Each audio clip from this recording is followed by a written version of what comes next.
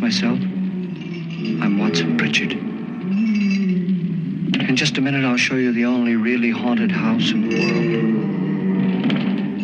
world. Since it was built a century ago, 7 people, including my brother, have been murdered in it. Since then, I've owned the house. I've only spent one night there, and when they found me in the morning, I was almost dead.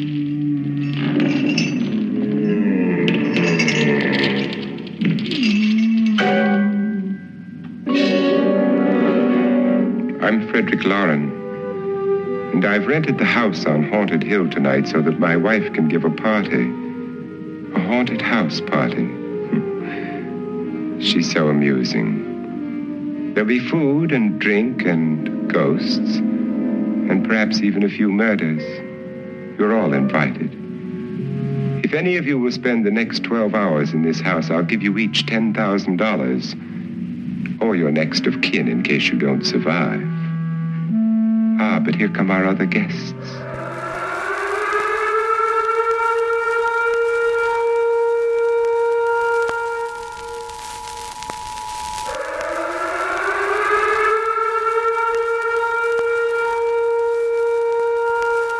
This is the emergency podcast system. This is not a test. Movies are bombing all over the country. They are posing as movies you already know. They may already be in your theaters, your neighbor's home, or even your own. Do not panic. Specialists have been dispatched. They will help you identify these pretenders and defend you against this invasion of the remake. Please stand by for further instructions. Welcome to Invasion of the Remake, and I am your host again this week. My name is Sam Stepanenko, and with me, as always, are our usual host, Jason Bishop. Bah. And Trish Coughlin. Hi, everybody. As you can tell, Jay's still a little bitter. We're only week 2. He's got a couple more weeks after this. Oh, he's wiping a tear away. I saw it. This sucks. Yeah, Get out of my chair. To be fair, it's not easy for me either, but I'm going to try. Right? So, at least I get some joy out of the fact that it makes you uncomfortable. Well, there's that. And you know what? I now have a lot of empathy for you and all the work that you do on this podcast to prepare for the hosting duties, because there's a lot of work involved. Last week, I cheated and used your notes. That's right. I wouldn't let him have my notes today. Wow. And I kind of figured that would be the case, so I made my own notes in an order that makes sense to me, too, so I won't be stumbling quite so much. So this week, because we haven't told you yet, if you haven't guessed already, we are doing House on Haunted Hill from 1959 against the 1999 remake. It was fun. It was fun. I've been dying to talk about a William Castle anything, to be honest. Yes, and there's a few of them that are definitely on the radar, but this was a good first one to add to the catalog. Yeah. This is actually William Castle's second independent film. He had a nice long career working for studios at this point, but he wanted to have creative control. He didn't want to be... When you're working for a studio back in the 50s, you're just a hired gun. So you work for the studio, they hand you the script, you're going to direct this. You know, it's not creatively satisfying in that regard. Yeah, no, and I mean, he did direct this, as Jay just mentioned. He also produced it using his own money. Based on, kind of his own money, the bank's money, because he mortgaged his house to do it. The second time he did it. Yeah, not the first time, and not the last time either. No. Because he did that again to produce Rosemary's Baby. Yeah, I imagine his house was a lot bigger by then. I would hope so, considering the volume of movies that he had produced by that point, and his catalog is like astounding. Yeah, he was a hell of a showman. Yes, absolutely. Yeah. Before the podcast here, Trish and Jay were talking about the documentary about William Castle, and It's called Spine Tingler. If you want to go find it, it took me a while to actually order a copy, but I got it. There we go. Nice. And as they were mentioning that, because of his body of work, it does get a little long and drawn out near the end, but it's still worth the watch. Yeah. I haven't seen it yet, but I might now. It's a good me too. documentary. It really focuses in on the William Castle original films. They do cover a little bit of the territory as he came up and how he got into film, but they spend most of the time from Macabre on. And Nice. Yeah, it's a really good documentary. And of course, if you don't know William Castle, he is the gimmick king, because I don't know if it was just William Castle always wanting to have a success and not quite confident enough to let the film speak for itself. So he often did gimmicks, and he'd sell a life insurance policy while watching a film. Well, he gave them to them. Yeah, he right? gave them to him Yeah. for the duration of the film. Yeah. You'd have nobody's Yeah. going to die watching a movie. No. Then. Yes. My favorite is the coward's walk that he had in the one movie where he gave them that opportunity to leave the movie if they were too scared to see the end. And there are these big yellow footprints on all the floors. They can go walk with the coward, and you had to go sign the It coward's was a waiver. full refund, Nice. For yeah. the full refund, and I think that was actually a lot of fun. I don't know how to play today, but Well, initially when he tested it, that one was kind of funny, because the audience sat, and then that final 15 minutes where you get the coward break, the entire audience got up and laughed to get their money back. What he didn't know is they had all stayed the first go round Oh man. and paid again to come in, and then left on the second set. So they'd actually seen the film once already. yes. Which is kind of funny. So that's where they did the Coward's Corner, and you had to literally wait to get your money back till everybody was letting out of the theater. They made a big production of you being a coward. Which is genius. Yeah. I mean, if somebody's going to abuse the system, you abuse them right back. Yep. I mean, there's so many great gimmicks that he came up with. I mean, there's one that you mentioned that we'll talk about when we do this movie. So Yes, there is one for this one, and I'm not going to call that one a great gimmick, but it's actually very entertaining when you really think about it. It's kind of an interesting thought, though. Like when you talk about just these gimmicks, but it makes the movie sort of a more immersive experience in a way. In a way, I mean, and that you're sort of interacting with the experience of seeing the movie. well, there's one, like I said, Jay. There's one that Jay has on his list, so I don't want to talk about it too much. But because it was random, the interactive experience. So not every seat had this experience. So it was you never knew who was going to be the one who experienced the extra gimmick. We're going to Nice. talk about more William Castles down the road, Yeah. so We don't need too we much want to into it. save some of that material for other episodes. And that's why I'm not going into Exactly. detail about that particular gimmick, Yeah. because it's probably my favorite of his gimmicks. Yeah, absolutely. Yeah. It's probably the one he's most remembered for. Yeah, so I want to save that one for sure. But there is And a gimmick for this one. Another and- Vincent Price movie, too. yes, it was. I mean, Vincent was a favorite of William Castle and of us. This is his fourth movie that we've covered on. This will be number 4. This yeah. will be Yeah. number 4. Right? In case you don't remember, our very first episode, Last Man on Earth, featured Vincent Price. Yeah, that one's a rough one, but Yes, Yeah. I mean, that was our very first episode. absolutely. So not only is there a favorite, but he's also in the inaugural episode. Yes. Then there's of course The Fly, Yep. Episode 101. episode 101. There we go. And then this episode, and then he was also featured as a voice in Abbott and Costello Meet Frankenstein. Yeah. So, I don't know the number on that one, but yes. So yeah, he's a favorite, Oh, I and think he's in a few more that we have waiting on. A lot of his movies have been remade. Yes. Yep. Right, so he's definitely going to show up Vincent's going again. to be talked about a lot, and we'll be talking about a lot of Vincent in this episode for various reasons. For various reasons, yes. So that gives us an opportunity maybe to get into the casting for the rest of the movie, because we now know that Vincent's in it, and we're not going to... What? Vincent's in this movie? Vincent Price is in this movie. Fuck, Yeah. I think I watched the wrong movie. Well, that's Oh, too bad for no. you. No, I didn't. I know you I was didn't. going to say, I'm like, The Haunting? So he was... I thought about it. Yeah. So he was Frederick Lauren, our lead character in the movie, obviously. His wife was played by Carol Omart. Her character's name was Annabelle Lauren. She wasn't in an awful lot of memorable stuff, but she's in a cult classic called Spider Baby. That's the one I saw during the Halloween horror Yeah. month. And another William Castle movie, a studio film called Lights Out. Nice. No relation to the one that No. was No. out recently. So not a remake. not going to do it. Just the same name. Richard Long was Lance Schroeder, the heroic male lead. A recurring actor on the Twilight Zone TV series. Yes, as well as 77 Sunset Strip, which is probably his most well-known roles, are his guest appearances and the featured role in the one. Yeah, he was a big TV actor. More TV than so. And a lot of these actors are more, had a bigger career on TV than they did in film. We had Alan Marshall as Dr.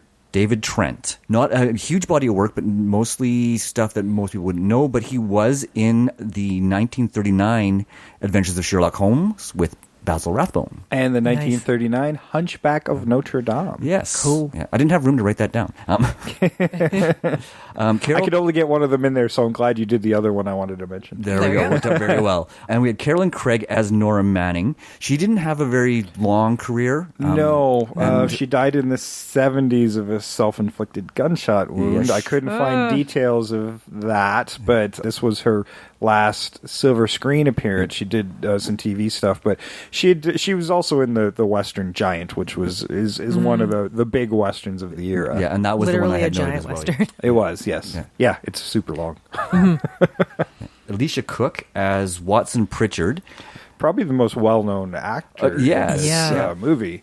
Once I saw his face, I'm like, oh my God, that guy? Yeah, and he was probably the most entertaining character in the whole movie. But yeah, he was in movies such as Maltese Falcon, The Big Sleep, Shane, and another Castle production, Rosemary's Baby. Yes. which we've already mentioned. And we had Julie Mitchum as Ruth Bridgers in her final film role. Yeah, her final silver screen role. She died in 2003, so don't worry. She just kind of retired. She's kind of Yeah. tired. Yeah. But it's Robert Mitchum's sister. Yes, and she Nice. never did really have the success that Robert did, obviously. But and this was definitely her swan song for her silver screen. We had Leona Anderson as Mrs. Slides, who was... I can't wait to talk about it. Yes. She was more well-known for silent films, and we'll save the other stuff that I know Jay wants to talk about a little bit later on, I think. Yeah. Because it's fun. Yeah. And then Howard Hoffman as Jonas Slides, and I couldn't find any information on him. No, I couldn't either. Yeah, no, he just doesn't have a lot of credits anywhere, Yeah. apparently. And this may have been his only appearance. And then we cast him just because of the way he looked. And one more character in this movie that you haven't given credit to yet. I haven't because I don't have it. The skeleton Oh, who plays himself. Oh, of course, yes. Yeah. And you know what? I did read that, and I meant to jot it down. Thank you for catching that, Jay. I was not going to let that go. So, Yeah, no, that skeleton, that poor skeleton, he just was so typecast yes, in he Hollywood. was so typecast, yes. The skeleton. Credited as himself, even. Right? Yeah. The character didn't even get a name. Yeah. No. I think that skeleton had range. Technically, I guess the skeleton could be considered Dr. David Trent, technically. Maybe. I mean, according to the lore that Pritchett tells us Yeah. through the movie, lots of people have died in this house. That is true. And he does talk about the acid bath and whatnot. So Yeah, it could have been that there man's could have been wife. all sorts of bodies in there. Because he does say the bones are the only things that didn't. The acid doesn't take. Which is unlike any acid I've ever heard of. I know, Yeah. that's completely inaccurate. It is completely inaccurate, but entertaining at the same time, and it Yeah. was a plot device. Yeah. If Breaking Bad has taught us anything. Yes. Right. This is a really well-regarded film. If you look at the IMDb ratings, it's got a 6.9 out of 10. Rotten Tomatoes, it has a 96% critic score and a 72% audience score. I wasn't able to find Metacritic on it, unfortunately. And it did well. I mean, with a budget of an estimated $200,000, it made $1.5 million. So Whoa. that's not Huge. bad. That's huge, especially in the 50s when distribution Absolutely. wasn't quite as comprehensive as it is now. And I'm assuming that does not include international either. Yeah. Because Yeah. back then, you don't really typically get the international grosses. No, William Castle. I mean, this would have been over time too, because William Castle did, which we do see Adam Green do this now. He would tour to cities with and be there for the opening In week. part for the gimmicks. With the in part to do the gimmicks and stuff, but he would tour, and it was an attraction, so it wouldn't open nationwide right away. It would open in the city and then move to the next Yeah. one and the next one and the next one. So yeah, it could take literally months for it to hit Yeah, a bigger audience. You And know, if you're doing independent, you don't have all that studio backing doing Yeah. it all at once, too. and I think he enjoyed being the filmmaker and the showman just as much. You know, it really does kind of harken back to the Barker days. It does. It really does. Yeah, he definitely. Well, he grew up in that era as well, so he certainly took inspiration from it. I'm guessing. Like I said, I haven't seen the documentary, but I'm assuming that there's some sort of mention to that in it. Yeah, of course. Now, I did do the calculations, because Jay does, so I did it too, as to what that would work out in $1999 to compare it directly to the remake. So the budget on this would have been $1.1 million Okay. in 1999, which is like, I don't even know if you can make a movie for $1.1 million in 1999. I don't even know if you can rent the equipment. You can at make this a Clerks, maybe. Yeah, sure. Maybe, yeah. Like, And then, of course, the box office translates to about $8.5 million. So when you're looking at an 80% return, that's good. that is really good. I also did something. The guests that were going to the house to stay overnight were being offered $10,000 Yes. in the original film, which by 2017 numbers, I saw a 2017 number, so I didn't actually do the calculations myself, but was about $87,500 by today's standards. Ooh. So, that would have been a pretty good offer. Nice chunk of change. I mean, granted, in the remake, it's $1 million. It's a cool $1 million. It is Yeah. a cool million, yes. It just sounds better. I Yeah. think that's why they did that. That's exactly why they did that, yeah. Like And- 10,000 is an even 10,000, 1 million is an even 1 million. Yes, but yeah, in 1959, $10,000 would have gone a long way. For sure. Actually, you know what? Probably farther than $1 million would go nowadays, actually. $1 million doesn't go very far nowadays. No. Would you sleep in a haunted house for 10,000? 10,000, it depends how haunted the house. I suppose. If it's as haunted as the house in the original House on Oh, hell Haunted yeah. Hill, fuck yes, because Maybe. there are no fucking ghosts. Yes. And I love that device. So that's It's quite the bait and switch on the movie itself. really is. Pitching it as a ghost movie, but it really doesn't. You have a little bit of the jump scare at the beginning with the screams and Yeah. stuff, but this is an outright murder mystery. Well, yeah, Yes. I was writing in here, like there's bits where I was thinking of Clue, because they're like, okay, there's a murderer here, and like this is a haunted house thing. It's sort of the background at that point. And they talk like all the windows are barred, and the big door that's locked is a steel door. You can't get out. So murder Let's talk mystery. about this house for a second. This bunker of a house. yes, Yeah. very Frank Lloyd Wright. Actually, it is a Frank Lloyd Wright. How about that? I Yes. didn't even know that. It is the Ennis Brown house, which was designed by Frank Lloyd Wright in 1924. It was built. Wow. So, yes, good call. Yeah, no, his architecture is pretty distinctive. There's not many architects who did what he was doing. Yeah, but Yeah. there's a clear, like, okay, this is an interesting architecture from the outside. It's funny that they think of Frank Lloyd Wright looks haunted, and it completely contrast inside. Which almost looks Victorian. Yeah. Yeah. And I think that this is probably one of the few failings of the movies where they fall into that trope is a haunted house has to look like a Victorian house. Mm-hmm. And I mean, that's something that we fall into with haunted movies, haunted house ghost movies, and even in our day and age, is when you see these haunted houses, they always have like the slat walls that are with the plaster falling off of them and stains everywhere, and there's very few houses that look modern and new that are haunted in these movies, and that is like, well, as soon as you see it on the film, it's like, oh, I know this house is haunted. Well, it's sort of it's gotten a little bit further now, like in stuff like The Conjuring, where it's like a 1970s house. Maybe they'll go as far as that. I think the point is when you're trying to create a shorthand for a haunted house, is it has to be old. It has to be old enough to have enough deaths happen in it that it becomes haunted. There is, and that's the thing. And they give you that visual cue, but it's tired. At least in my mind, it's tired. The Conjuring 2 is a great example. Is I know they were living in a tract home, or in a council flat, right? Even in the 70s, I don't think that the council would have been in that state of disrepair. I mean, the water stains on the ceiling, and the It depends where the council is. I suppose it does, but council houses are for the lower class people, absolutely, yeah. so they're not going to spend a lot of money keeping them up to date. no, that's true. And certainly in the 70s, they didn't have health boards going, well, no, you have to keep this up. Exactly, they didn't have that. But it does seem to be a trope that I'm tired of. That's all I'm saying. But it's also because it introduces other stuff. Yeah, it that wouldn't you have been can a trope do. in the 50s, though. It wouldn't have been a trope because there would have been houses that looked like that. Like I swear, the one house that they took over from my grandparents in like Vulcan was an older house, like a big like wooden staircase. It looked looked like an older house because it was an older house and they were still living there. I remember when I was, in the 80s. So it wasn't so much a trope in my mind either. No, I suppose, but I in juxtaposition to Yeah. the exterior of the home. Oh yeah, right, the exterior of the home, and that's different. Where I was going is they had this impression that all haunted houses looked Victorian. So they took a modern design house, very Art Deco design, and then turned the interior into that Victorian look, which is sort of what Jay was. I think the point you're trying to make is that there was. I say the Victorian anachronism there. Yeah, there's an anachronism based on what you're seeing on the outside to the inside. I mean, certainly the Victorian look on the inside was definitely a trope because it had been going since like the 20s probably. Yeah. You can certainly go back to Dracula and think that. Yeah. I mean, I don't think it's as big as the house in Dracula with the big staircases and whatnot. See, they need to have a redesign of some of these because somehow when I think of an old Victorian house, I think of those two doorways that go into one room, like you can go in one door and out another and you're in another spot, or there's like a secret hallway. I always just associated that with those houses. They need to like make a new movie where it's like a newer house where you do have those like secret rooms.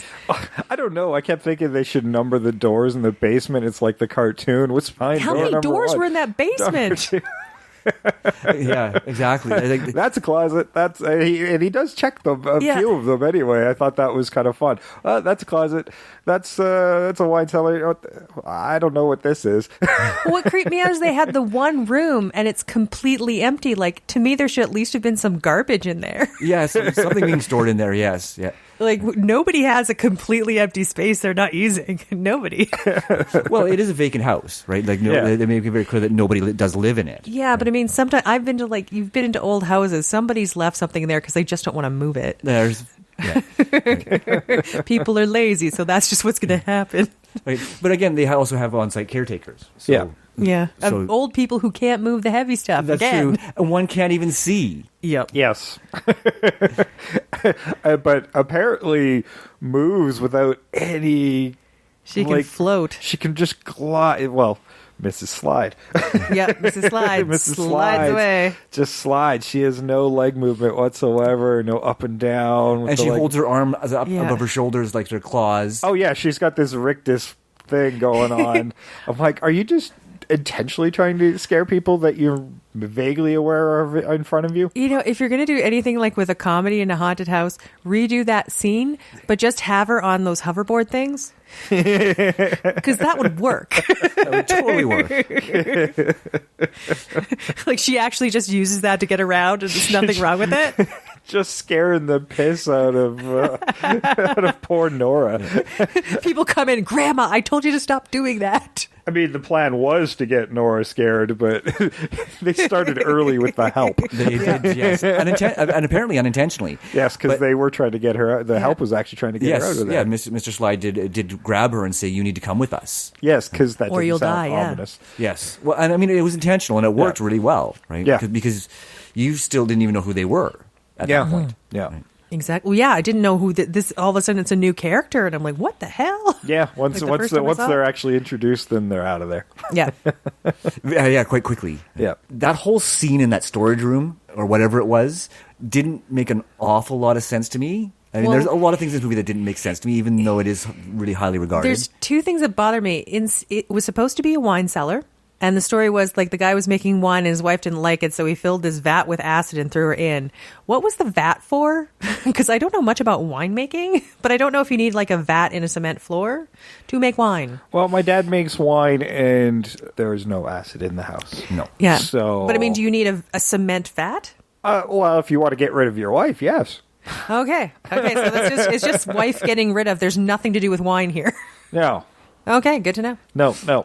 No, I don't know what that's. I guess it would be like a cistern of some sort would be for, especially when it's covered by a trap door, unless they use it for like pressing. Yeah, Like, but I you mean, the do- trap door just goes down. There's no pressing mechanism. It just, I don't know what it's for. Yeah. Well, And it's square. If you're having a pressing, My usually grandma it's had round. a thing in the garage, and I mean, I'm sure that was so my grandfather could work on the car, but she used to also keep potatoes down there.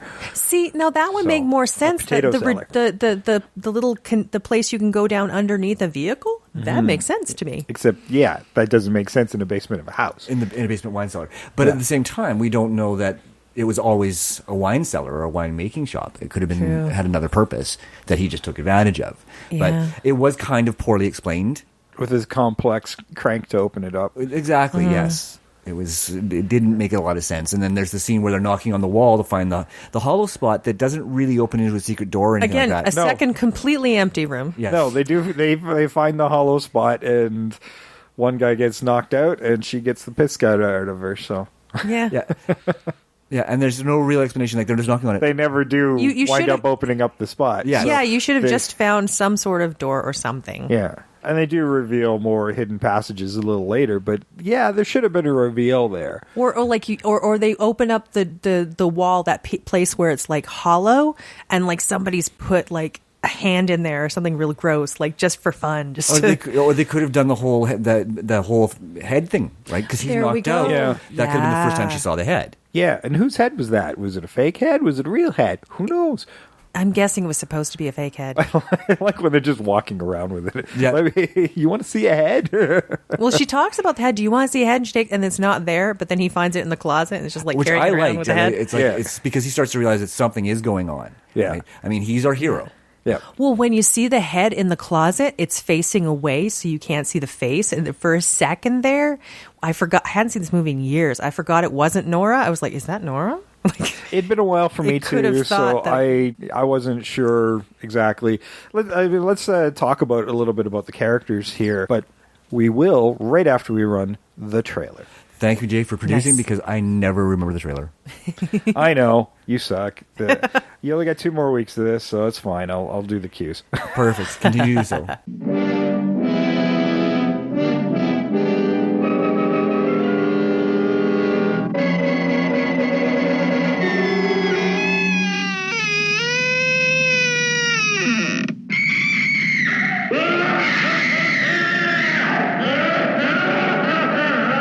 I'm Vincent Price, and you're invited to my party in the house on Haunted Hill, where so far the ghosts have murdered only 7 people. So won't you come and make it 8? You'll see human heads without bodies. Mysterious pools of blood dripping from the ceiling. The walls move slowly in against you. Don't try to escape, you can't.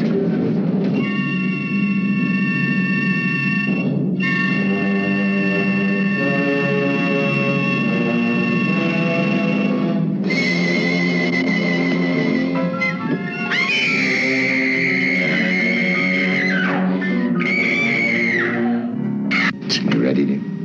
No. Are you ready, dear? Yes. Damn you.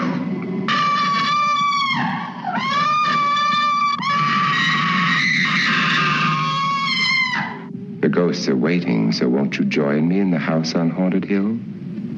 Hooray! Or you'll be late for your own funeral.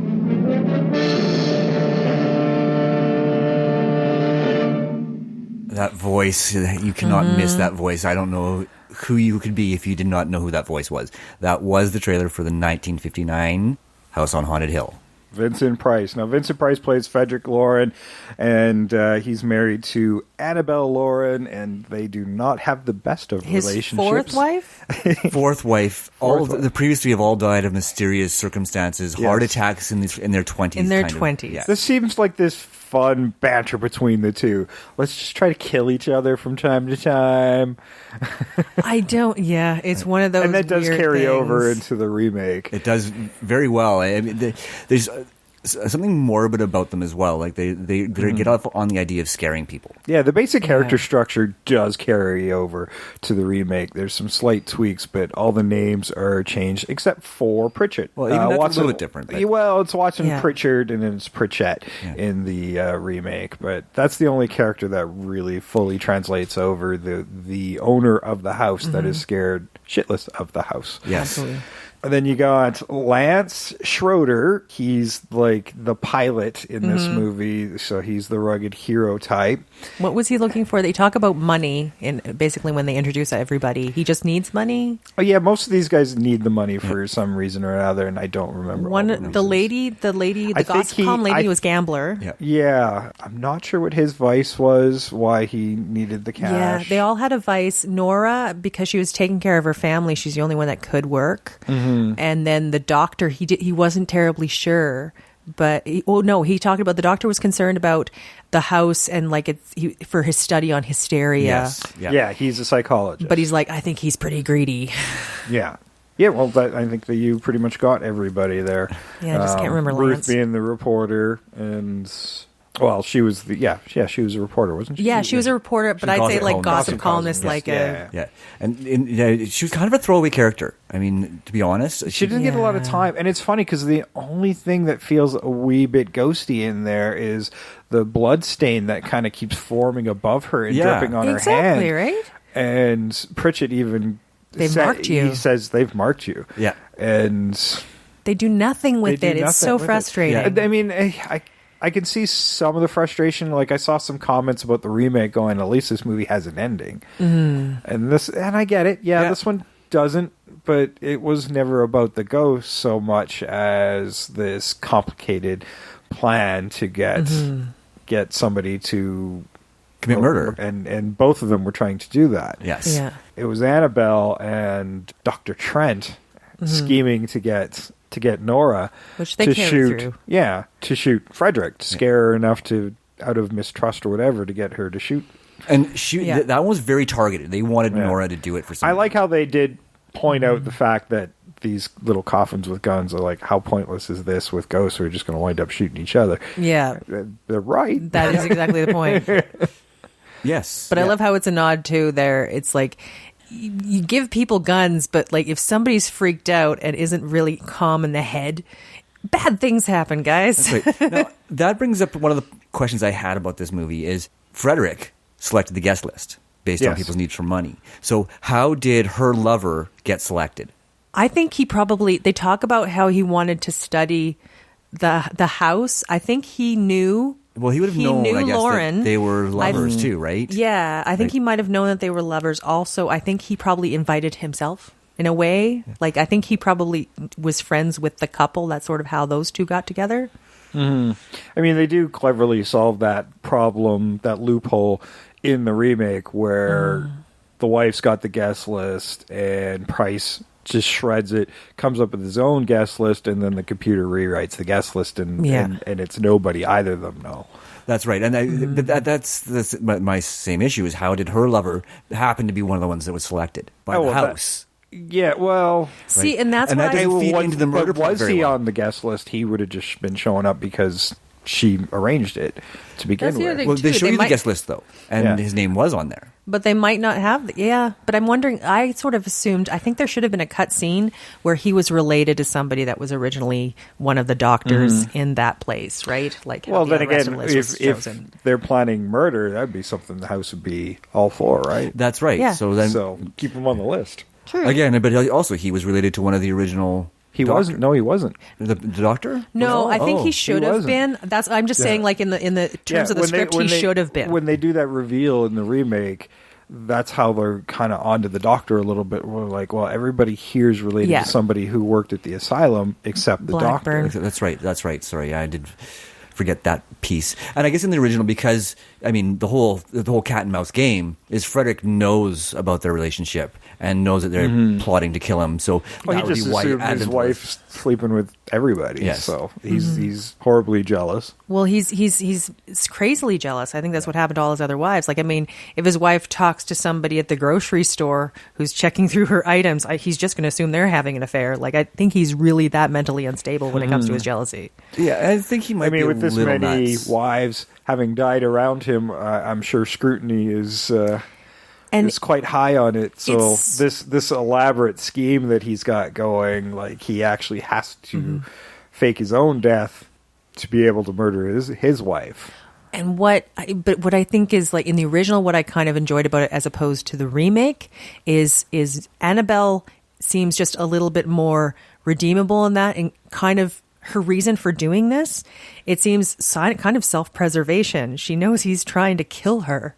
So she's thinking, well, I got to kill him first. I think that's where she's going with it. She's also poisoned him at least once. Oh yeah, he's going to try and kill her. It's one of them's going down first, and she doesn't want it to be her. Yeah, and they don't have a good relationship. They don't want to, and she wants the money. Yeah, and he's not, I don't think he's jealous. He's never just going to let her go. Even if they divorce, this guy seems like very obsessive. He's going to kill her. Yeah, that's very true. It is if I can't have you, nobody will. Well, Exactly. and they almost seem to enjoy this game of trying to kill each other. They do. Yeah. They're In both movies. Yeah, there does seem to be this sadistic But- nature that they Yeah. get kicks out of. In the remake, it seems more of a kick, and she just wants money. But in the original, it seems like it's partly because she doesn't want to die. Yeah. Yeah, I don't know. I didn't feel a whole lot of sympathy for her. She's got her own elaborate ploy going. She so- does have. I do, but- which becomes more apparent later on. Yeah, she definitely feels more sadistic. And, Yeah. So, and that brings me to the first time she dies. So she hangs herself from a stairwell. Yes. When you look at the way that room is set up and that stairwell set up, there's nowhere for that rope. You don't ever see the ceiling. No. Right. The way it's designed, it's just really odd. I'm like that, and that did bug me. There's just like, But I think part of the reason for that design is from a script perspective. You're not supposed to see who's hung there. that's right. Yeah, well, and they do make a case of how did she do that? Yeah. like how did you even get yourself up there? It'd have to be a Exactly. murder. Yes. Yeah, because there's nowhere for her to jump off of, and that was one thing they mentioned is, but how did the rope get up there to hang her in the first place? Yeah. Right. What is there for her to throw the rope over? Yeah. And so- Well, if it was long enough, if you were at the top of the stairs and then just jumped, Yeah. Well, if there's another beam sort of up there, I don't know. I don't know. I was trying to figure it out too. Yeah, it was baffling. too. It was one But the of- more baffling bit was the harness she did to hang and scare Nora.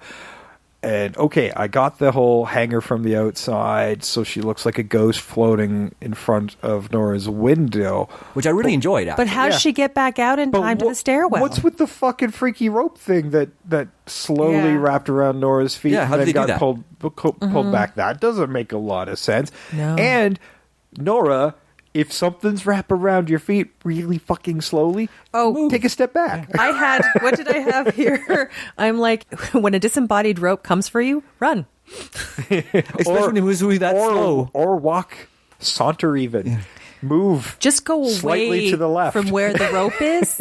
Just get out of there. I'd be looking at that going, back up, step out of the rope as it's curling around your ankles. Or just be like, it's time to go away now. Yeah, this is kind of freaky. See, and when I thought about that, I couldn't figure out how she got so fast back to the stairwell. So I didn't think she was actually hanging outside. I really did think it was the house at that point. But She was running from ugly maids, but she wasn't running from the ghost of the and that's the what bothered me. hostess. Yes, yeah, it was quite bothersome actually. Right? And you're right. The transition from outside to inside seemed There's really no quick. way. Right? Yeah. That seemed excessively quick. There's no way that it was even humanly or inhumanly possible.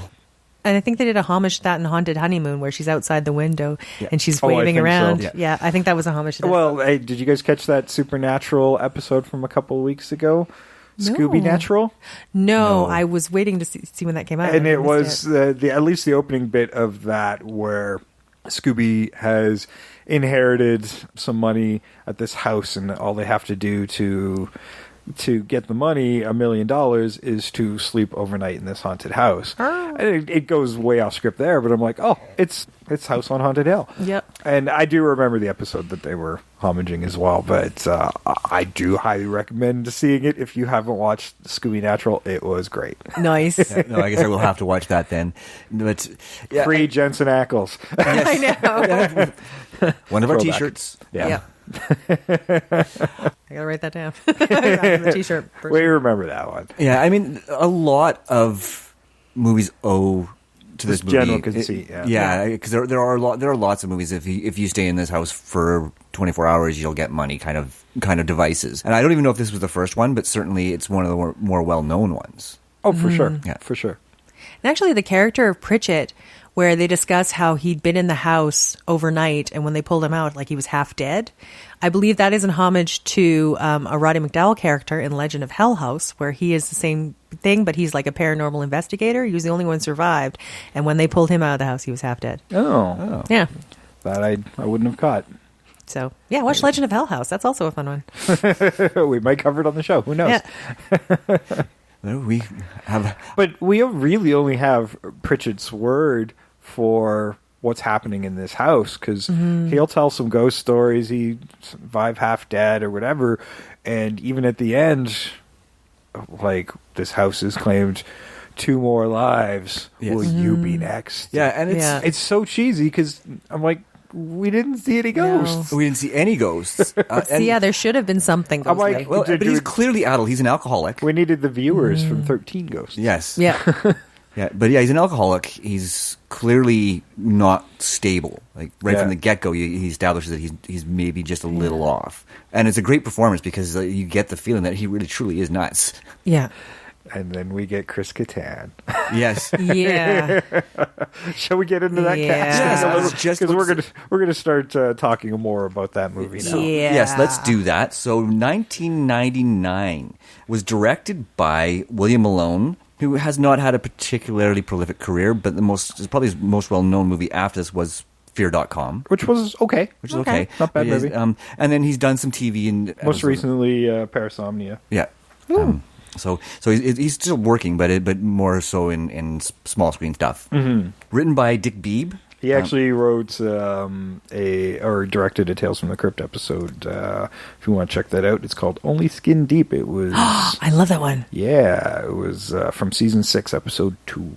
Nice. Yes, and I didn't get too much into detail on his TV stuff because it's Yeah, he directed that one, which was written by Dick Beebe. Yes, it was. They've worked together before or after. Didn't they also do an episode of Freddy's Nightmares? Yes. Yeah. Which don't rewatch those. I tried recently. It's not good. Well, Dick Beebe as a screenplay writer isn't spectacular. No. Book of Shadows, Blair Witch 2.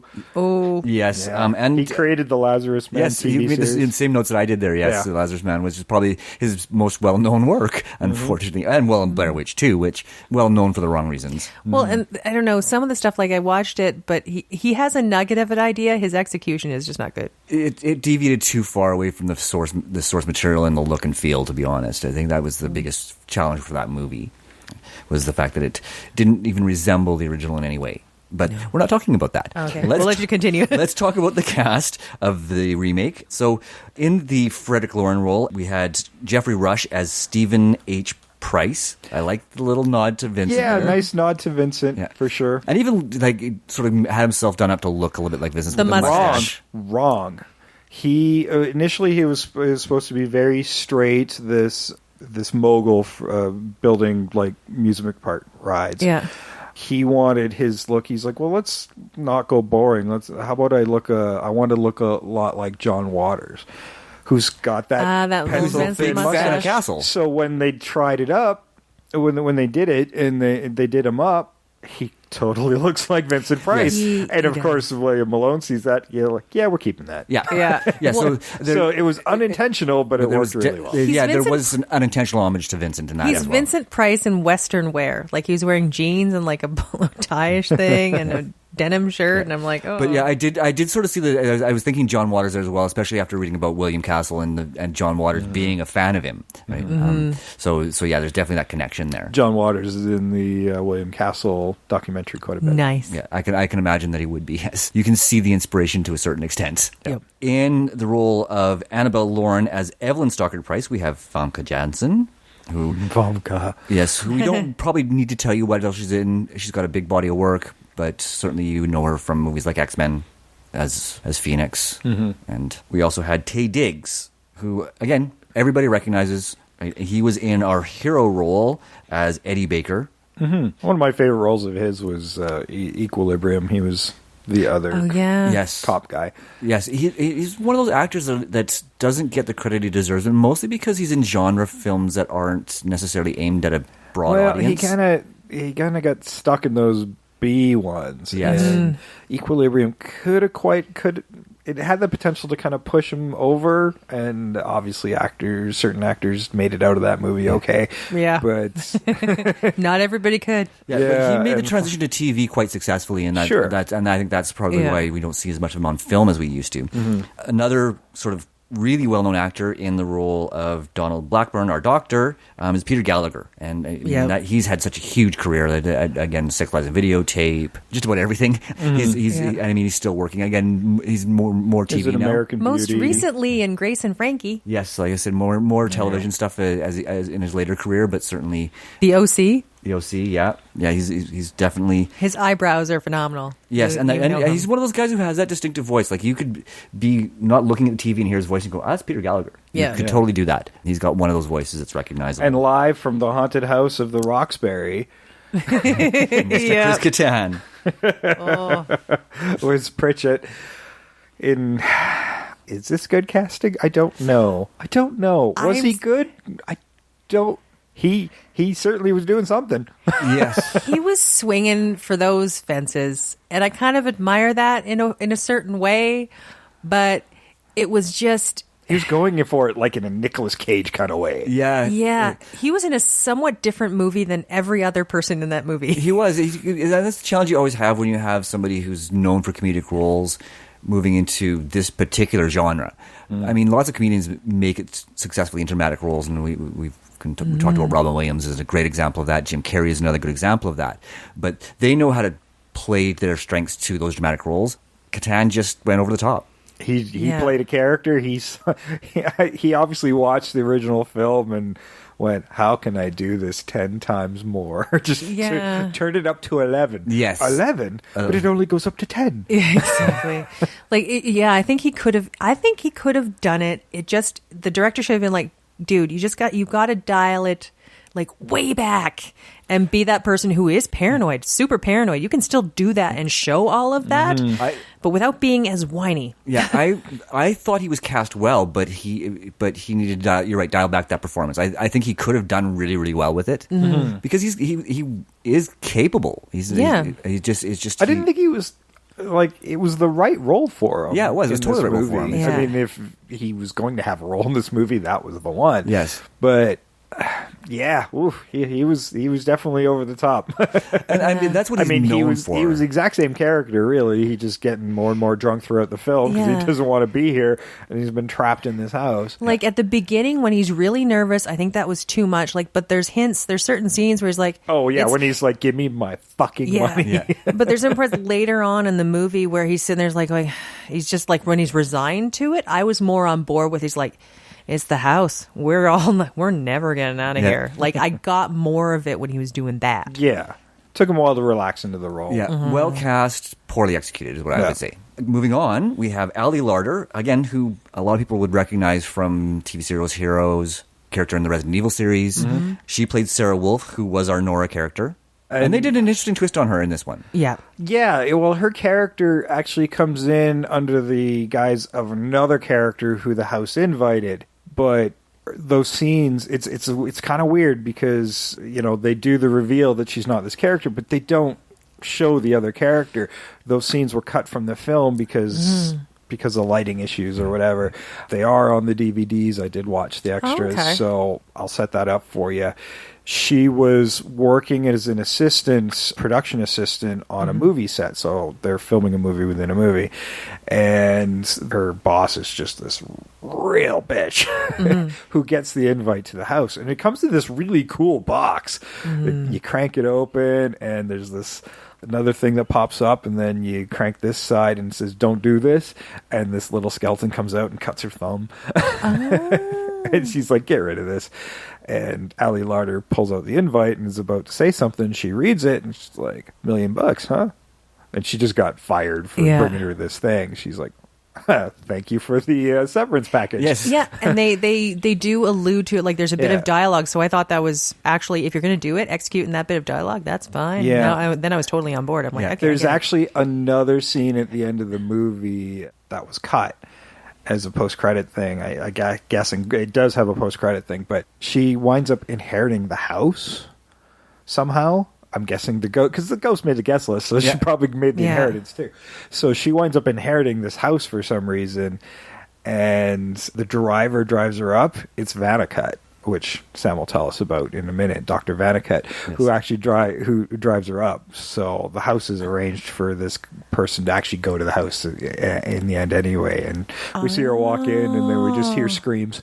Nice. That would have been a great cutscene. I think probably better than the one we saw, actually, which I still liked, but I think that would have been a better one. But it only would make sense if you'd seen her in the original clip. Yeah. So that makes sense. Let's finish up the casting here really quickly here. So we had Bridget Wilson-Sampras as Melissa Margaret Marr. She was our throwaway character. She played the and she's had a pretty good TV career too. She basically played the disgraced actress, reporter, disgraced presenter.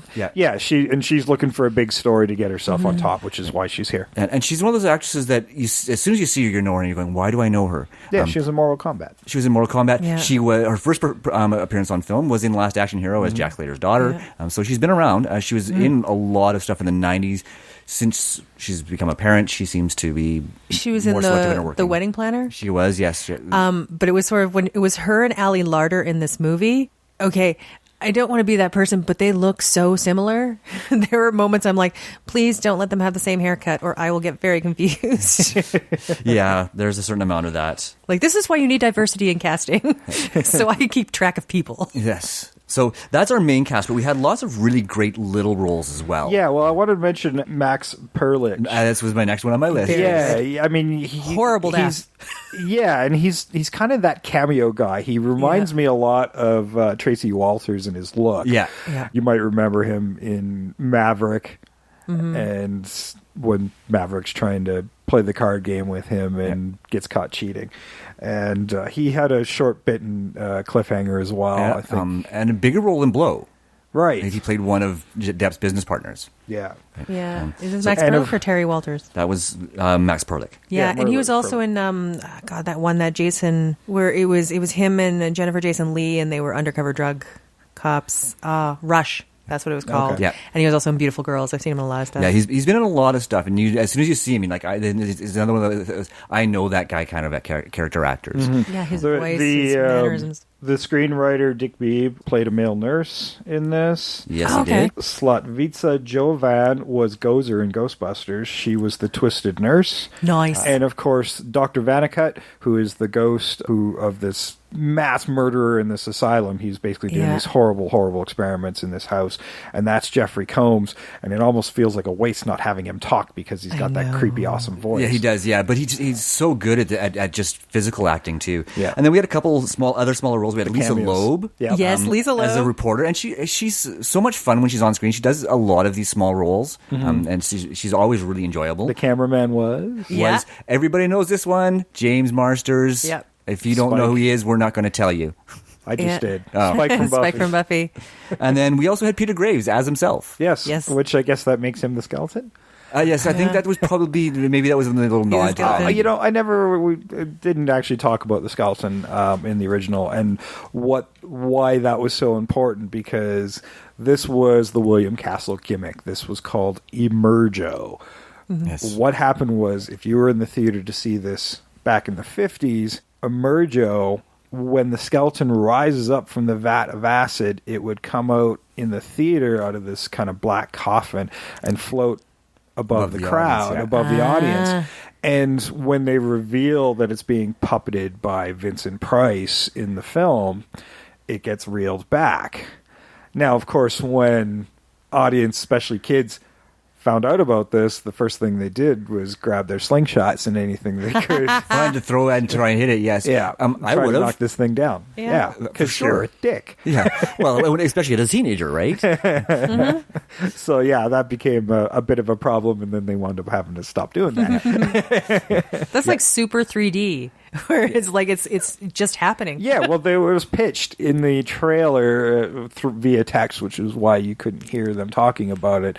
Is the action would come straight out of the screen, and no, it wasn't quite like that. But no, but I mean, a great idea, just not maybe the best execution and not really well thought out in terms of possible consequences. Yeah, I mean, it might have been scary in the 50s. I bet you no. I mean, I'm thinking it would have been hilarious. Yes. It would have been fun. Because the spotlight would come up on the spot, and as this skeleton floats out, it would have been amazing. Yes. It would have been fun, for sure. And I mean, Vincent Price uses that skeleton to scare his wife into the vat, so gets her on the precipice, and then...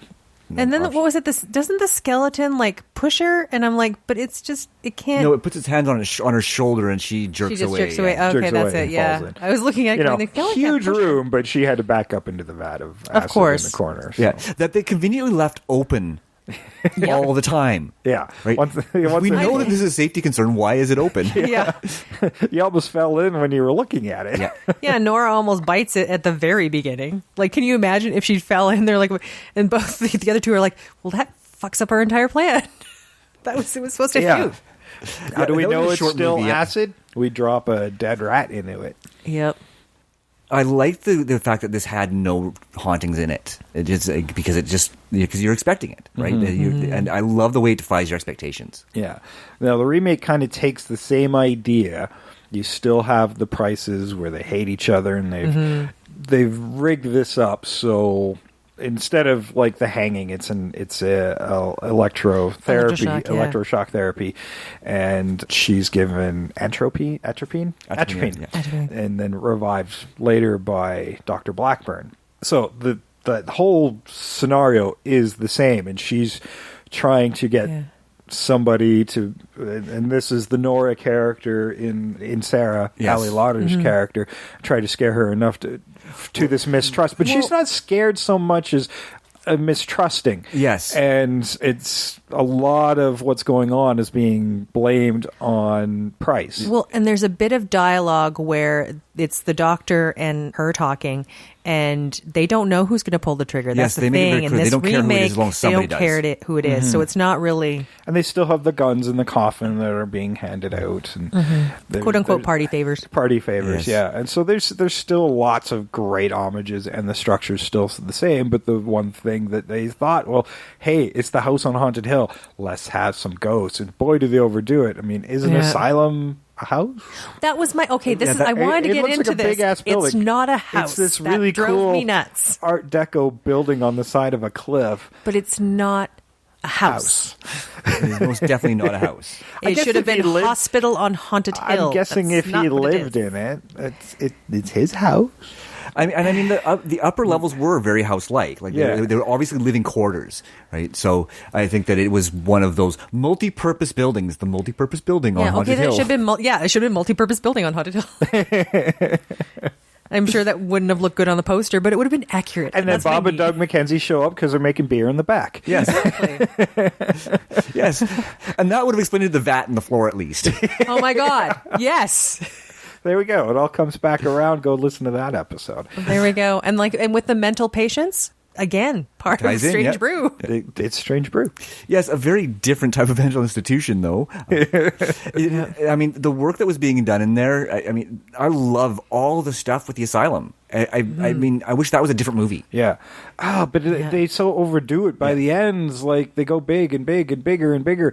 I'm like, you already had a ton of ghosts in there, and you were starting to give them personalities, which I kind of dug. Yeah. And Yeah. I thought they did that really well in 13 Ghosts. We'll talk about that at a later That's time. exactly it, yeah. And they do a little bit more of that in the follow-up movie, which is fairly terrible, but there's some things they do really well in Return to House on Haunted Hill. Mm-hmm. The deaths and the fact that the ghosts are more character, have more character, but otherwise it's a fairly terrible See, remake. and they just like they make the ghosts themselves one singular entity. Yeah, Chris Kattan wards about awakening the darkness, and yes, it's like the energies of these spirits are drawn together in this really bad, doesn't age well special effect. Yes. And it's essentially like this walking Rorschach test. Yeah.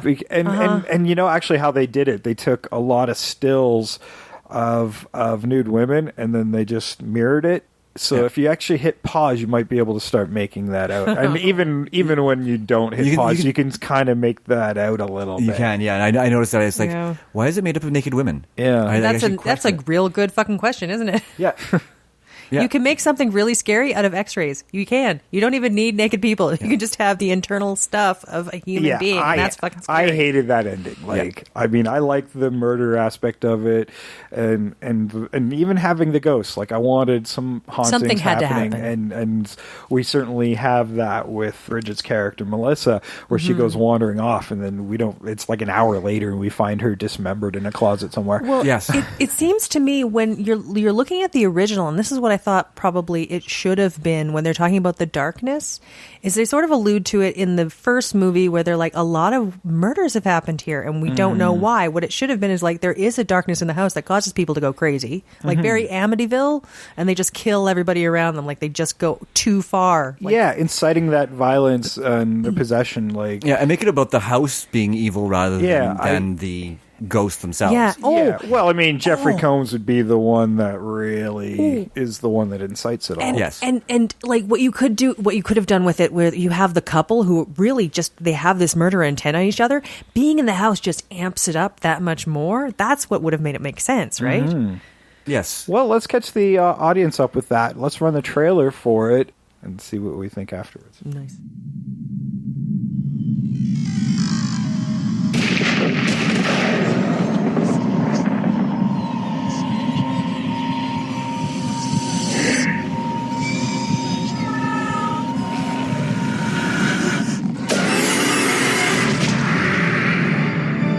This Halloween, 6 strangers have been invited to a party. If they can stay up till dawn, they'll win $1 million each. The only catch is that they'll have to live through the night. Let the games begin.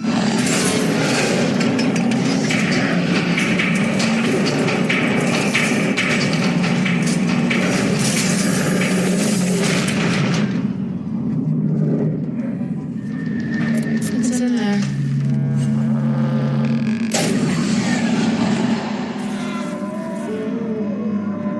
Hey, I think I got something.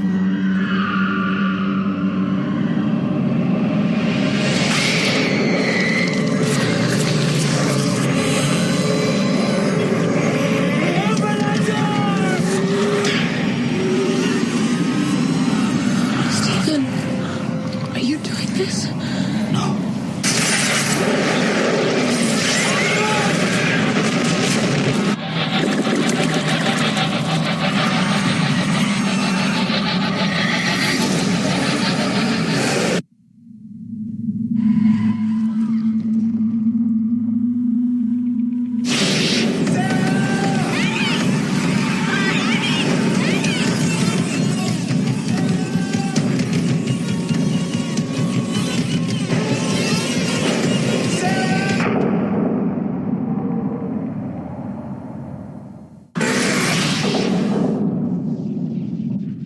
All right, so Dark Castle. This was the first Dark Castle film, 1999.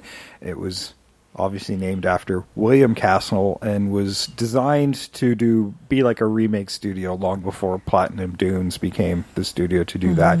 But it didn't take them long to get into original material, so they wound up only doing 2 William Castle movies, which has always upset me because I kept thinking, like, oh, they're just going to be a William Castle remake studio. I want this in my life. Especially, I did enjoy this remake. It's not great, but I really liked the 13 Ghosts remake. So Yes. I just wanted more William Castle stuff being done, and then they didn't do it. Yeah. Yeah. Yeah, 13 Ghosts, we will talk about that in depth, but it showed that they'd found what worked in this one and what didn't, and they took everything that worked and moved into that remake. Yeah, and for the while there, they were pretty much just stayed in the horror genre as you would. I mean, Ghost Ship, Gothika, House of Wax remake, Yeah. The Reaping, Return to Haunted, House on Haunted Hill, and then they finally break away with Guy Ritchie's Rock and Rolla. And they did Ninja Assassin, I think Splice, which is probably Really good. critically their best movie. they're still doing stuff today. 2017 was Suburbicon with George Clooney. Oh, nice. But they've really slowed down. Like, they were doing stuff fairly steady up in 2013, and then nothing until Suburbicon. So I don't know what's going on with that studio. But overall, if you look at the wiki, that studio's barely made money. Like, there's some stuff that made decent money, but most of their stuff is like, we made our budget plus some, and some didn't at all. So.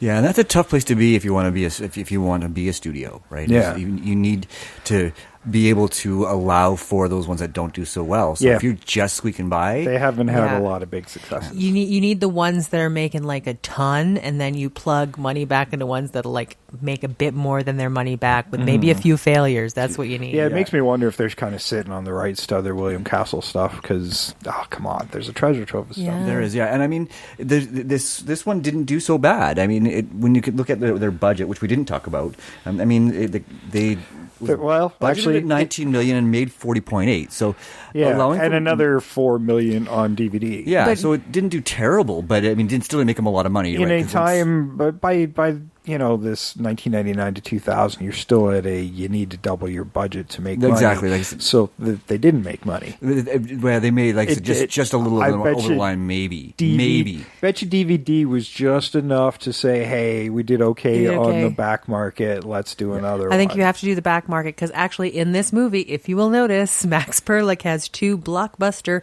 VHS videos in his little office room that he's got his sandwich on. I remember noticing that.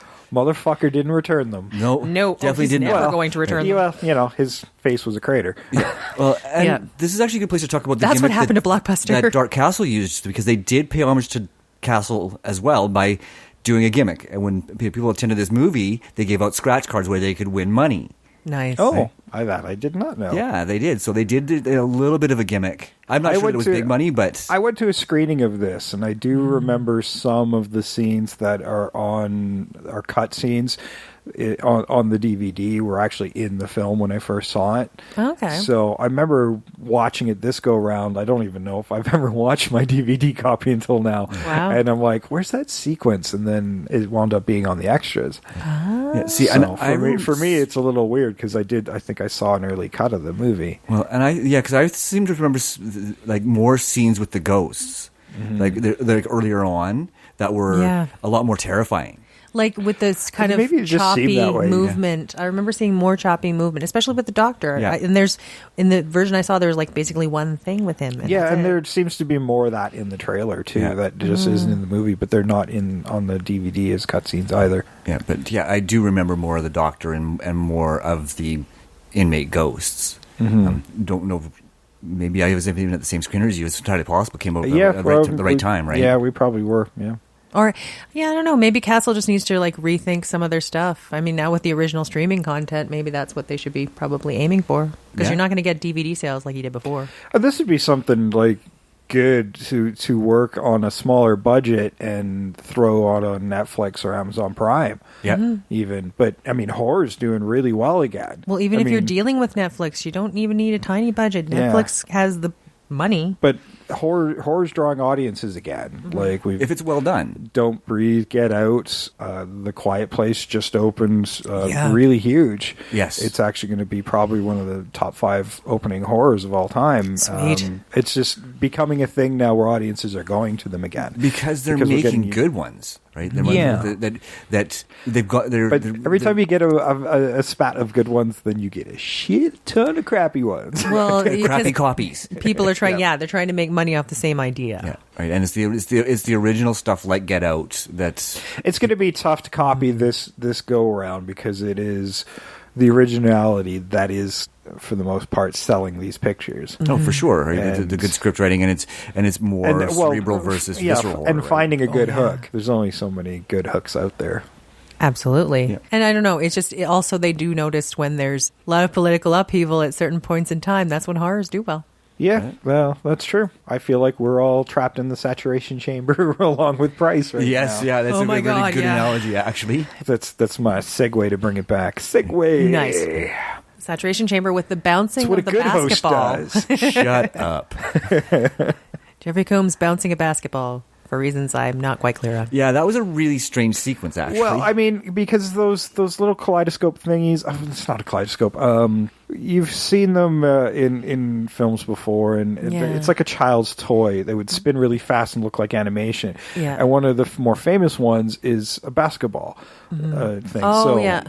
Being trapped inside in one, I think that was kind of paying homage to what originally people would horse. remember. Yes. There was the horse one. I've seen that before as well.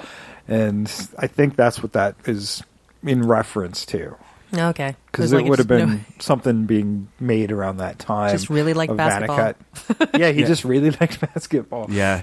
I mean, it just didn't... I kept thinking he was going to huck it at Price's head or something. Yeah. It would have made a really interesting sequence. And it's added to the But it winds up being ghostliness, this right? weird psychosis thing instead. Like, dude, close your eyes. Yeah, I but he puts know. on the goggles and it seems to make it worse, even though it's supposed to make it better. Yeah. And I mean, the basketball just didn't make sense in the context to the dialogue that occurred about the saturation chamber earlier in the movie, where that's overexposure to something like that could make a sane person mad. And Vanicut was trying to reverse that by saying, well, if it can make a sane person mad, maybe it can make a mad person sane. And that would seem to be just the idea of all of his contraptions, is if we give him so much of something else, it'll overpower your sickness. Yeah. Again, okay. Baffling logic. But Previous okay. episode, Haunted Honeymoon, where they decide to take him to the old house and scare him to death to get him over the fear he's been experiencing. If you're dead, you're over it. Yep. Yeah. But yeah, that was the theory in that movie. Again, a homage. Yeah, definitely spoofing a They lot of spoofed this Haunted kind of Honeymoon. stuff. There's so many tropes in the movies, and so many things in these movies, the original movie, that have become tropes that weren't tropes when this movie was made. Oh, yeah. Like the fake out. Yep. Like, I'm pretty sure that was she faking her own hanging was a big thing in 1959. I don't think anybody thought about that. But now, like, they didn't really die fake out happens quite often. Yeah, that does happen more often than we'd like to see, maybe. Again, with overusing a Yeah, device, you watch right? the remake, it does feel expected. Of course, I mean, when you watch it the way we do, we're watching the original back to back, essentially. So it becomes a little more expected. Oh, she's getting electrocuted. Yeah, we'll see her up and about soon enough. Yeah, it's just a question of how are we going to see her up and about, right? Really, that's the only question we have is how are they going to do The it? movie works pretty well until they start shoehorning the ghosts in. Yeah. And even that's working fine, but they want too much. Like it's like it goes way overboard when the house starts exploding and getting giant teeth and like, oh, come on, guys. Yeah, and that's the thing is I mean, those ghostly sequences could have worked really well within the story and still had it about the murder, and the ghosts are not real ghosts, right? But you could go to that darkness that you were talking about, where it just amps up people's homicidal instincts or their natural homicidal instincts, Like if they have them. The house just wants more corpses, so it's making them kill each You other. played a little more like Crimson Peak, where the ghosts are trying to warn you, not haunt you. Yes. Yeah. You could have that, but I don't know. But You they could are have- crazy ghosts. They are very You could crazy. have that some that tore are apart Vanicut. So. Yeah, so like you could have ones that are like really mentally disabled, or you might have the ones that were there, but you have like the old version of when people thought somebody was mentally ill when they were really just kind of eccentric and they just didn't think that societal pressures were proper. And so they were just committed for no real reason, and have them be like the good ghosts. You can have good ghosts and bad ghosts, or like psychotic ghosts, like more personalities. Yeah, and as that's you're saying. what Pritchett should have been doing, is telling us more about a lot of these deaths. I mean, we see it through Peter Graves doing a little documentary about the house, and we see it through some of these weird flashbacks, but we don't get much out of Pritchett other than panic. But in the late 90s... And give me my money. Yeah, true. In the late 90s with the Peter Graves thing that was like Unsolved Mysteries and all those sorts of things, that whole TV thing would have been so familiar to everybody. Yeah, Yeah, they originally wanted Christopher Lee to do it because he would have been... He had done hundreds of those at that point. But Peter Graves was genius. It was like Sure, yeah, he was known for doing stuff like that too. Before we forget, because you wanted to talk about Leona Anderson, the Mrs. Slide. Right? Because yes, I don't want to forget, because she is an interesting character in her own right. She's we talk about her ability to walk around with no perceivable movement and with this rictus scary hands. I'm going to call it scary hands. Just, See, I would have loved if they You would can't see me explain now, she but was I got just arthritic. I got R face. Yeah, right. Watch the movie. You'll see what we mean. Yes. It's on YouTube. It's there. Watch it. I'll make Sam make a GIF out of it. There we go. I will do it. It's public domain. It's fine. It's fine, Yeah. yes. R face. They do show a clip of this movie in the TV show Happy Endings very briefly. There we And go. I knew it was It's just- Hassan How to Tell. Oh, it's just wow. Yeah, wow. as well. But we want to specifically speak about the actress because she's a silent film actress, but she became really well known for her comedy music albums. Oh my God. Yes, she billed herself as the world's worst singer. Oh my God. Yeah. So she, that was what she was really well known for particularly in the 30s through the early 50s before she sort of left showbiz pretty much after this movie.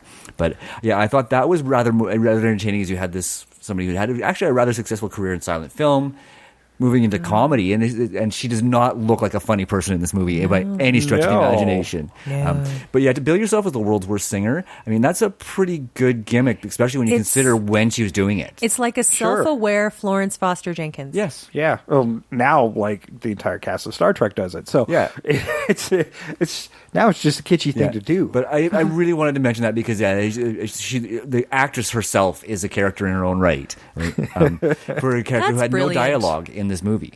That makes me love her so much more. I know, exactly. So I just want to make sure we didn't miss that. I thought that's what Jay wanted to bring up. So No, I did not know that at all. That's awesome. that's what a good host does. oh, Oh. it's on. It's on. So anyway, There we go. Trish, you're closest to him. Hit him. There we go. Yeah, that's 2 weeks in a row he's asked Trish to punish me, can't reach. and I probably deserve it. She But it doesn't does want sting to. a little, doesn't it? I don't. I'll give you credit for a good burn. Not gonna get involved, Using guys. my Not words gonna get against involved. me. Yeah, I totally did. Was there anything else about the remake that really stuck out for you guys? Like, A lot of it was a Marilyn Manson video. yes, given the fact that there was a Marilyn Manson song in it. He almost got cast as Vanicut. Absolutely. Like it was, especially the opening credits. I'm positive part of it is from a Marilyn Manson video. Yeah, well, that was probably what put him on the map was that movie with Sweet Dreams. So Yeah, 1999. Yeah, certainly that would have been around the time that he was sort of peaking in his popularity for sure. Like the one part where you have Price being kind of, he's going insane in that container, and you sort of have him have this experience, which I don't know, the version I saw, they don't really explain, so I don't remember what happened, but they could have used more of like the contraptions that were used in the mental hospital. I would have liked to have seen more of that. Yeah, rather than just sort of like. yeah, you get a couple more of them in the sequel to the remake. Oh, okay. But there's some are just ludicrous, and it had a stupid MacGuffin of the statue of Baphomet was causing all of this in the house, and then they go that's into dumb. the heart of the house, and it actually looks very organic. I'm like, oh, this is getting so dumb. So don't watch that. But it's got some good kills. It's got some good kills Okay. and gratuitous nudity up the wazoo. So if you can find like a YouTube or a Oh, Vimeo man. cut that just shows the deaths and the nudity, then you're good to go. Where do you go see Vimeo? Yeah. I'm not sure. I'm making stuff up. So now. you I think, watch. I think he's going to Pornhub for some Well, of I it. know. I'm like, you're watching the horror like you'd watch porn. Just go for the main scenes and then leave when you're done. Some of those horror movies you have to watch just the best stuff, right? Vanica drops a refrigerator on some chick's head. Oh my god. Yeah, right. Yeah, you get the edit. Just See, I just kind of would like to see that ending scene. I gotta look that up where Actually, there's a good one where she's taken there. he does like a speedy scalpel swipe at some chick's face, and her face slides off. It was pretty good. Cool. I also want to find out how his head got scooped out. I think that would be interesting to see. Yeah, you don't actually see the kill. You just find him. Well, you don't really see any of the gory kills for the guests, right? Because For- Melissa, she just disappears. Yeah, the sequel winds up getting a lot more bloody, where you actually get to see the kills. And this one, you kind of see the result of the kills, Yeah. but you don't see the kills Although themselves. some of them were kind of creepy, like where Melissa, they show the blood going up the wall and across the roof and like into a wall, like it just stops abruptly. That's kind of creepy, and I love that visual. Yes, that was one of the better scenes in the movie. Yeah. Was when they're looking for her and they're like, "Well, where did she go?" And then they realize, yeah, that worked out really. There's so much in this film that works really well. Oh, I had to say one thing. Ali Larder's red top, there it has like 2 black marks, like one just kind of across her torso and one on her like arm. And I thought for some reason for the longest time that she'd just been like in a really precise blood splatter, and it wasn't part of her outfit. And then halfway through, I'm like, oh no, that is the shirt. Yeah, the costuming was kind of fun. It's very 1999. Very 1999. It really is, yeah. But I mean, there's so much. Like I said, this movie could have been really good instead of just okay. Yeah, right? Because when it gets over the top when they're being chased by the big black spirit, and that's awakened by his fight with his wife, and she gets sucked in. She gets sucked in by this entity. Price is ready to kill her, and then she crashes through this wall, and she's like, "Are you doing this?" No.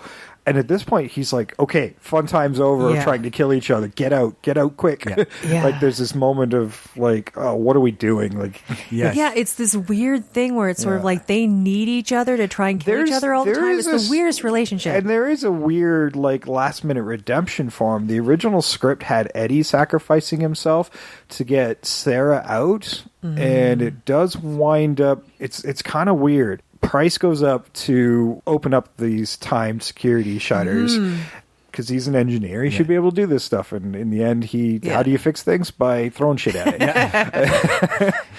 I love that bit. But he's taken by the entity, and then it's the ghost of Pritchett. Yes. Yeah. who winds up saving them and opening the crank just long enough to get them outside.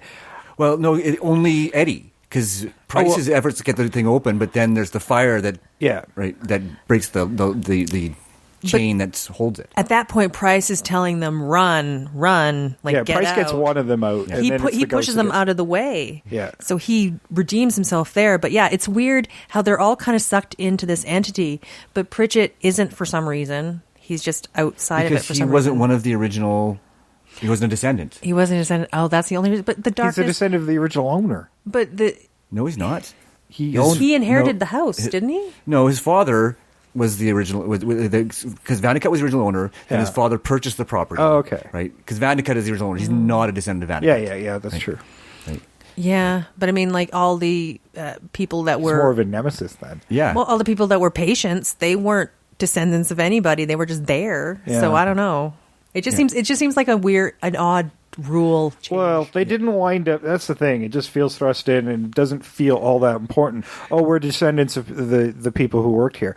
Well, the house wants revenge, which means the evil spirits, are of the victims of Vandecut. Yep. So we should see the spirits combating each other in certain ways, and Which you do would be get a really little. interesting. You do get a little bit more of that in the sequel one. Yeah, like you should see the some of the entity going after Vandecut be like, you killed us and did terrible things to us.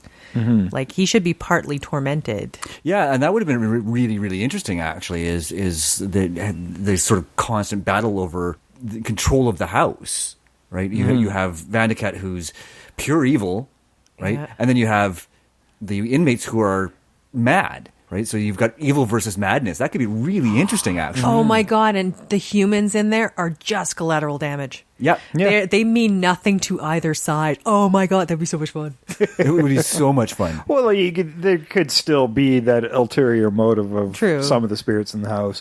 So, the dominant spirits are the victims because there's so many of them. But they would be very angry. And then you got Vandecut, who's just a sociopath anyway. Yes. So like anybody's open none game of them to are him. nice. Yeah, exactly. Yeah. That's exactly. But that means it. anybody's open game. So it Yeah. doesn't matter if you're a descendant. You're just there. Sure. Right, just like it was in the original house. Yeah. Theoretically. Nice. But I like the fact that like he was adopted and she just wasn't the person, and they somehow that's how they survived. I like that the house paid them out afterwards. Yes. Yeah. They still got their checks made out to cash. Yes. Yeah. Except, how did they get down?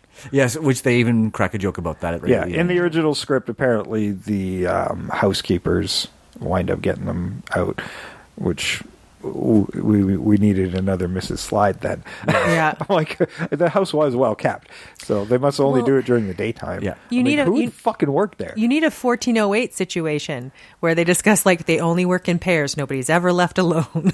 Every person bathes in holy water and has crosses on them before they enter the house. Yeah, and the thing is that it's only the living space that's well kept, right? If you remember, everything below the living space is very deteriorated.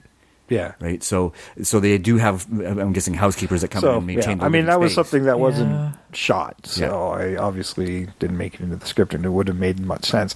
Which means there's a couple skeletons holding checks. Yeah. but I guess they do mention Sarah in the sequel, so it's the sister winds up going back to the house. There's this whole conspiracy, and Sarah winds up dead anyway. Man. But it's because Allie probably didn't want to come back. She's like, No. fuck that. I'm not doing this one again. She's like, I'm going to go on to much bigger things like Resident Evil.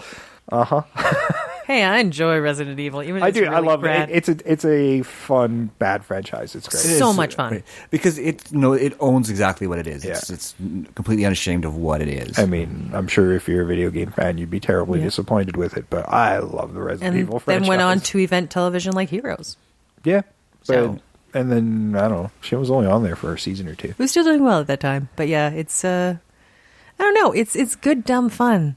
They could have made a couple tweaks, would have made it just super amazing.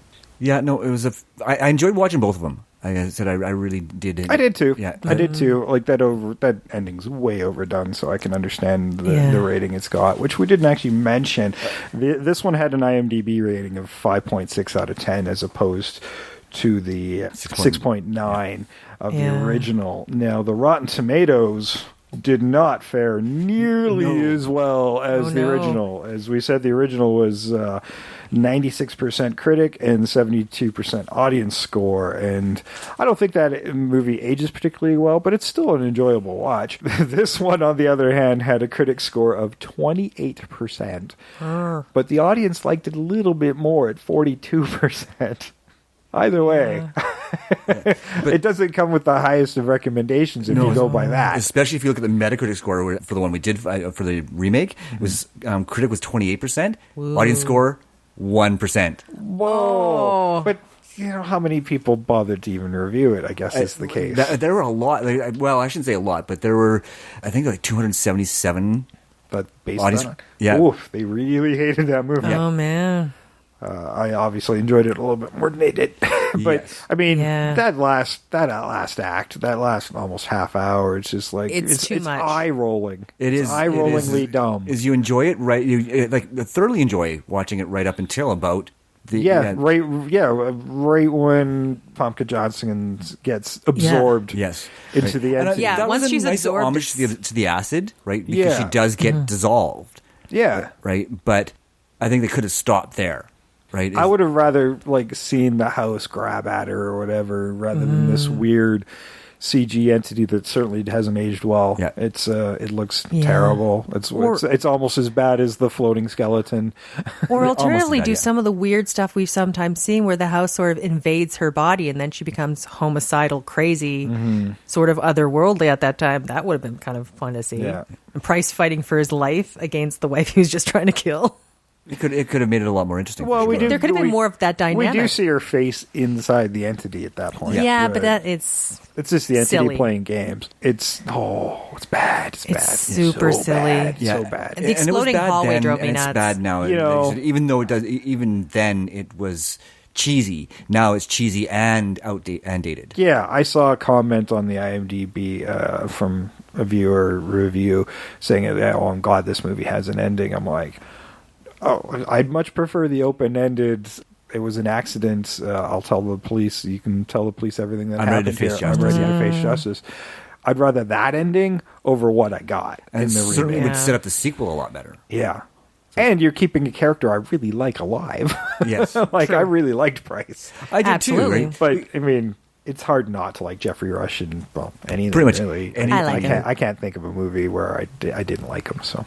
Yeah, no. Like, I mean, Pirates of the Caribbean, I actually enjoy him the most. Yeah, Barbosa was so much fun. He was so over. Again, he knows exactly why they where the keep bringing top him is. back. He'll hit that top, and it's like, okay, if I go one smidge over, it's going to be over, and I'm not going, and people are going to get. I really liked his American accent. There was something very vintage about it. Yes, that accent, and I'm sure that was on purpose, but.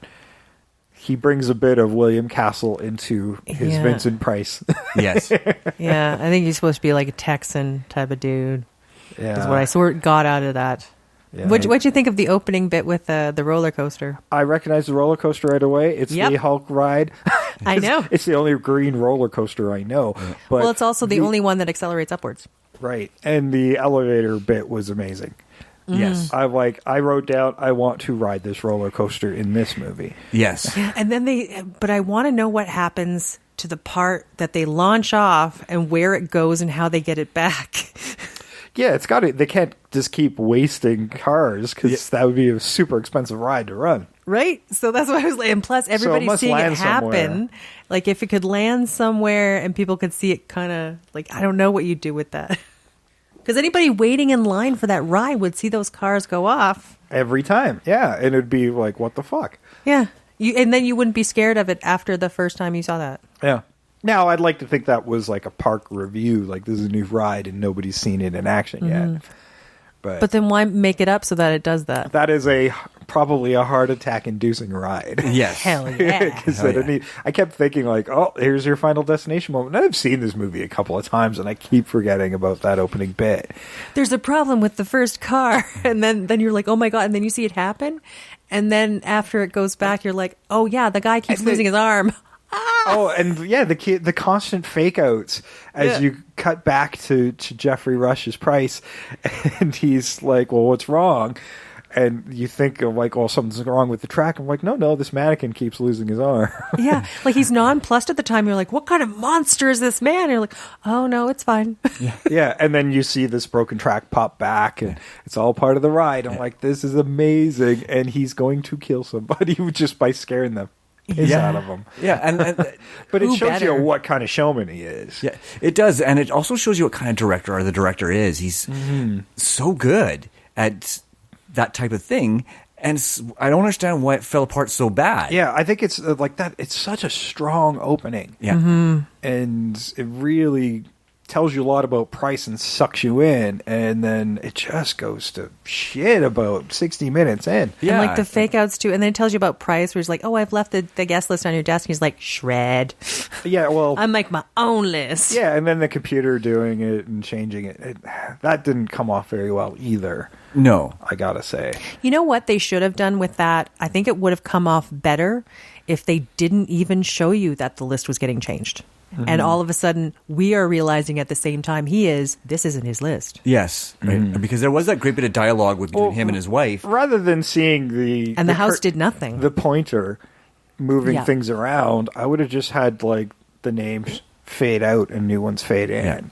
Yeah. Simple, and at least it would have felt not normal. Yes. Instead of like, oh wow, somebody's clicking around. Somebody just hacked in. Yeah, somebody's clicking around while we're close up. Yeah. And I'm like, knowing what I knew about, I was like doing multimedia production stuff at that time. It could have been done. You could have made that animation. Oh yeah, for sure. Right, and it still would have led to that bit of dialogue where he's like, "I don't know how you did that, but it was genius." Right, when he's telling her that wasn't the list that he made up either. Right, that was because that was a fun bit of dialogue. And I mean, most of the dialogue in this is really strong. Right? The characters are actually really well developed, except for a throwaway character in Melissa. Yeah, they're not super well developed, but they're for a horror movie. They're archetypes. Like Melissa essentially was the reporter from the first one, and neither character got a whole lot of screen time. She was amped up to like 11 beyond the original person. But she's like very enthusiastic about the weirdness. That journalist that like. Anything Fergus, and I mean anything. If people die, I'm filming it. Like that sort of vicious journalistic thing that they made. Eddie that was rather a trope. Eddie rather than being a pilot was a baseball player. Yeah, he was a baseball player. He was a sports guy. I like that, and that's fine. I liked Eddie. I liked him a lot. I'm glad he survived. Yeah. He didn't in the original script, so. Well, they had the first bit where she's following also him. breaks the final girl rule too. Yes. I mean, honestly, it kind of flips it. Like only two people die in the original, only two people survive in the remake. Yeah. which is nice. And it's sort of, I kind of like their dynamic better than somehow, okay, the beginning, in the original one, their meet cute really creeped me out a bit, like with Lance and Nora. Because, like, here's how she decides she likes him. He blocks her from getting out a door in a room where they've just seen a rat devoured by acid. And there's like an acid pit in this room and he's not letting her leave. Fuck you, Lance. Not creepy at all. I'm not hanging out with a dick bag that's going to do that. Eddie's got a...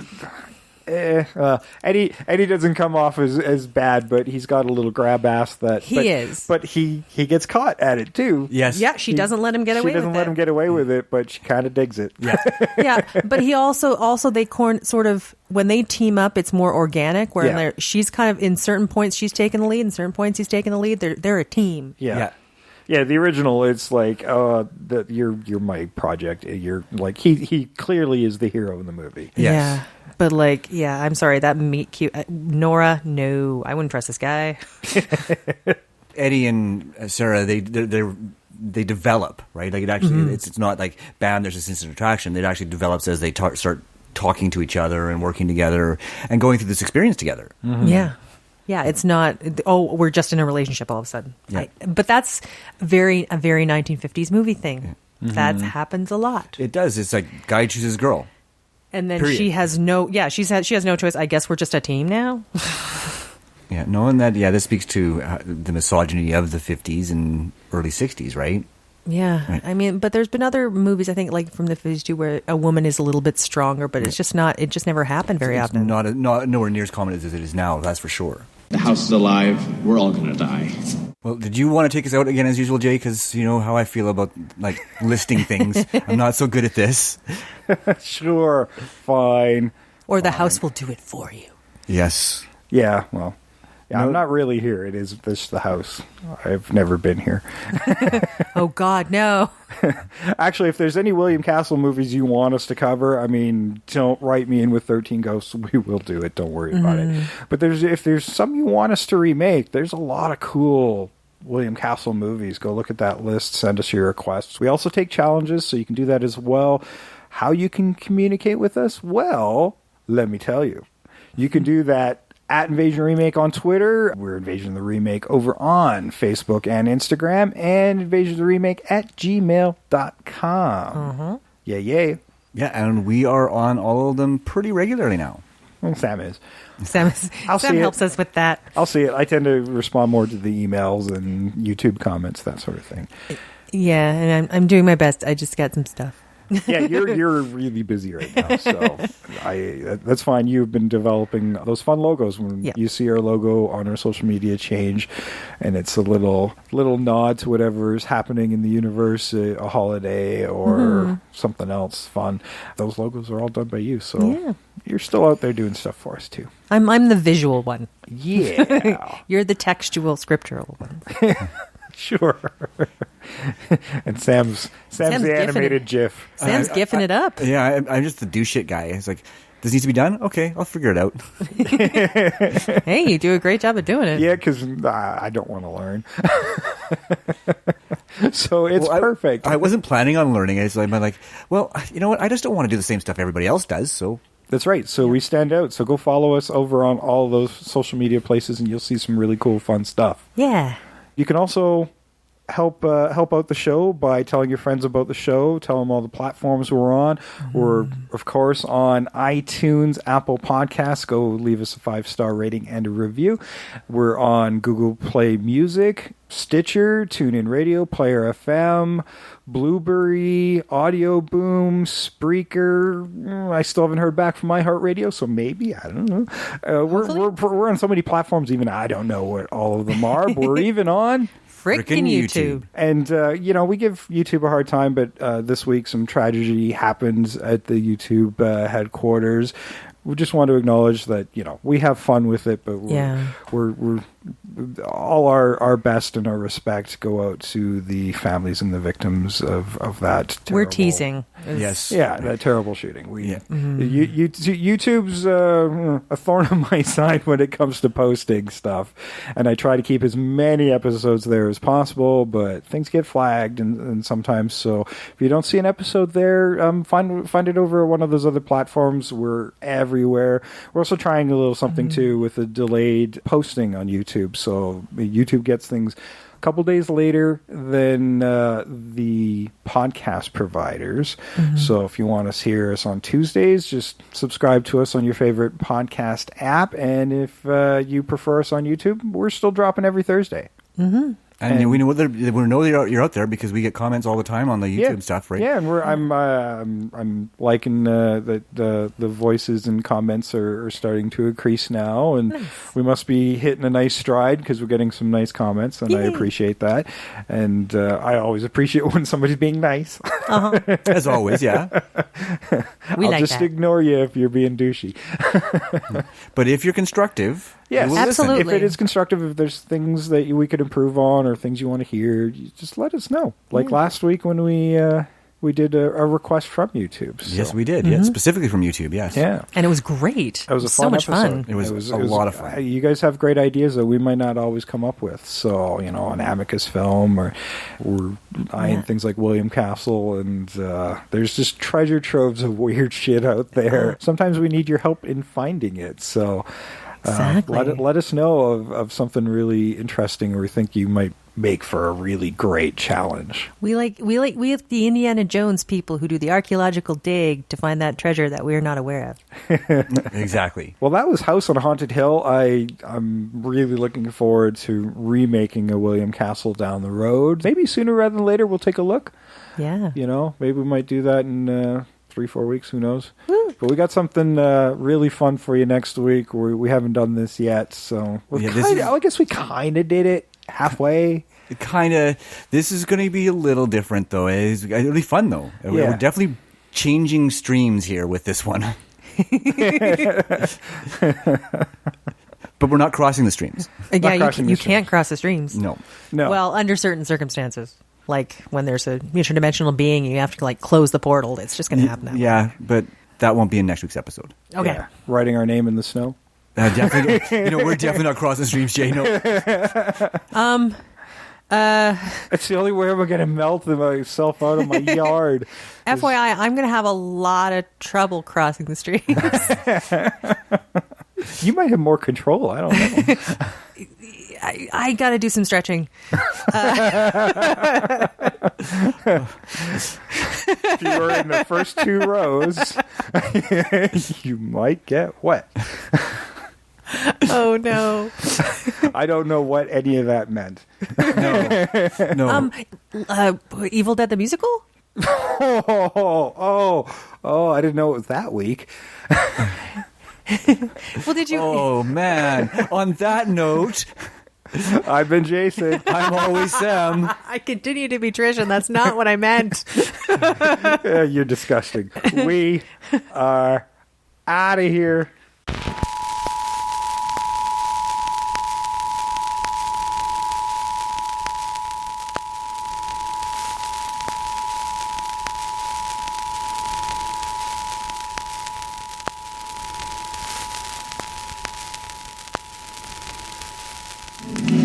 Sure is a funky old house, ain't it?